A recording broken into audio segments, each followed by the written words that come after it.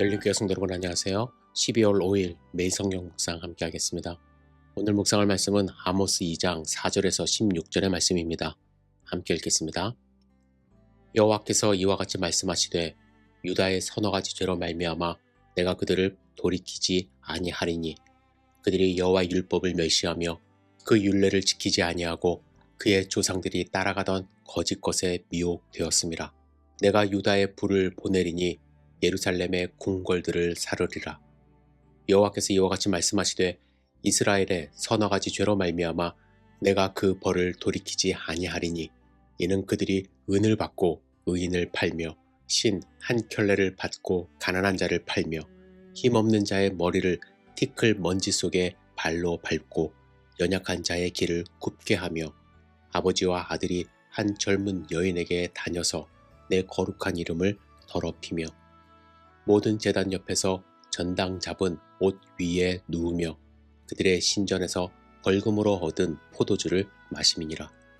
내가 아모리 사람을 그들 앞에서 멸하였나니 그 키는 백향목 높이와 같고 강하기는 상수리 나무 같으나 내가 그 위의 열매와 그 아래의 뿌리를 진멸하였느니라.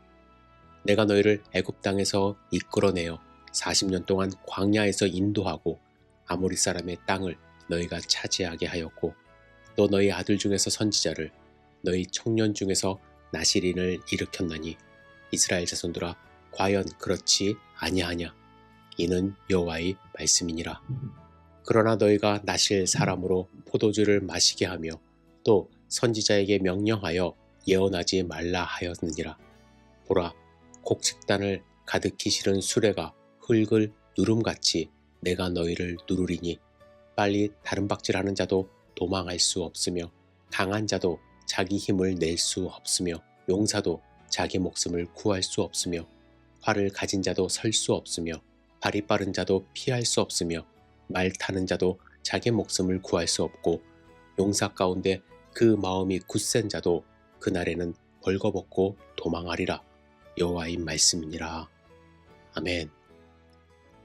오늘 본문에서 하나님의 심판의 말씀은 이제 남유다와 북이스라엘을 향하고 있습니다.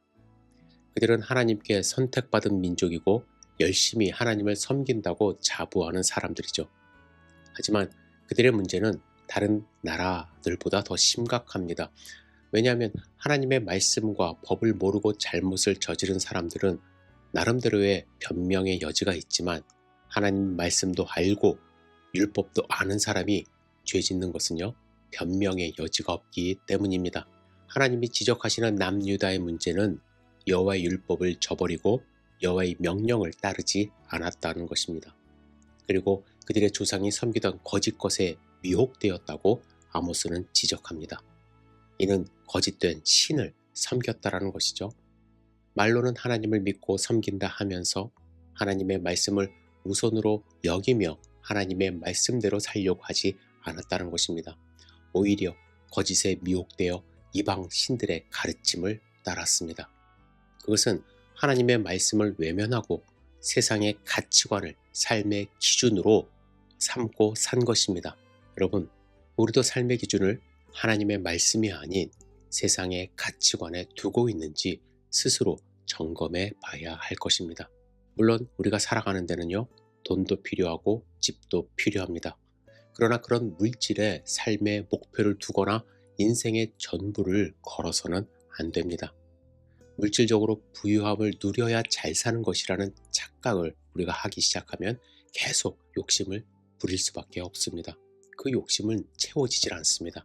그래서 그 욕심이 결국 죄가 됩니다. 이렇게 하나님의 말씀을 떠나 거짓 신을 쫓아 산 결과는 무엇일까요? 아모스서 2장에서 북이스라엘 백성이 지적받는 문제들을 보면 우리가 알 수 있는데, 본문에 보면 그들은 은을 받고 의인을 팔고 신 한 클레에 가난한 자를 팔았다고 말씀합니다. 죄 없는 사람을 종으로 팔아넘긴 거예요. 돈이 없다는 이유로 사람을 협박하고 강제로 팔아넘긴 것입니다. 그들의 삶에서는 하나님의 사랑을 전혀 찾아볼 수 없고 물질 만능주의에 따라 사는 모습이 그들을 지배하고 있었던 것입니다. 그렇다면 여러분, 그들이 왜 이런 삶을 살게 되었을까요? 오늘 본문을 읽어보면요. 그 중요한 이유를 말씀하시는데요. 그것은 바로 하나님이 그들에게 베푸신 은혜를 잊어버렸기 때문에 그렇습니다. 9절에서 11절에 보시면 그들이 어떻게 애굽의 종살이에서 벗어나 가나안 땅에 정착되게 되었는지 말씀하시죠. 그들이 출애굽을 할 수 있었던 것은 결코 그들의 능력 때문이 아닙니다. 하나님의 은혜와 하나님의 능력 때문입니다. 가나안 땅을 차지하고 살게 하신 그분도 바로 하나님이십니다. 그러나 그들은 살면서 하나님의 이 크신 은혜를 잊어버렸습니다. 그래서 교만해진 거예요. 그리고 하나님을 떠나 자기들 입맛에 맞는 우상을 섬기기 시작한 것입니다. 우리도 마찬가지예요. 하나님의 은혜를 잊어버리잖아요. 그러면 하나님을 향한 사랑이 식어버립니다. 그리고 결국 하나님을 떠나게 됩니다. 그리고 쾌락을 추구하는 세상 것 쫓아갈 수밖에 없습니다. 여러분, 하나님이 우리를 어떻게 사랑하셨는지, 우리를 어떻게 부르셨는지, 예수 그리스도를 통하여 우리를 어떻게 구원하셨는지, 지금도 우리를 어떻게 인도하고 계시는지 결코 잊어서는 안 될 것입니다. 우리는 특별히 우리의 삶을 하나님께 드리며 기도할 뿐만 아니라 우리의 고국 대한민국을 위해 기도해야 할 것입니다. 하나님이 그동안 한국에 부어주신 그 크신 은혜를 기억해야만 합니다. 하지만 많은 교인들의 삶을 보면요, 하나님의 말씀보다는 세상이 주는 쾌락을 쫓습니다. 가난한 자들을 멸시합니다. 우상을 따라 살아갑니다. 연초만 되면은 점집에 그렇게 기독교인들이 많대요. 여러분, 본문에 나오는 타락한 유다와 북이스라엘의 모습을 여러분들 우리의 삶에서, 주변에서, 한국에서 흔히들 볼 수가 있습니다. 교회에 더 큰 문제가 있어요. 여러분, 하나님의 심판의 징계의 말씀을 두려워해야 할 것입니다. 하나님을 두려워하는 마음으로 우리 믿는 자들이 먼저 회개하고 하나님께 돌아와야 할 것입니다. 그리고 나라를 위하여 기도할 때 정치인들을 위해서 여러분들 꼭 기도해 주시고 그들이 정신 차리고 정의와 공의를 실현할 수 있도록 간절한 마음으로 기도해 주시기를 부탁드립니다.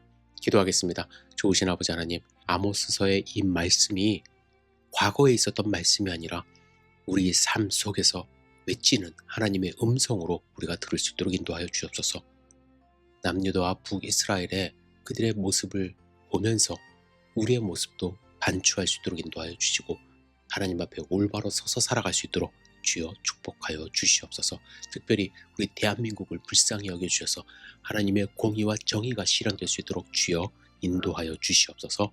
예수님의 이름으로 기도드렸사옵나이다. 아멘.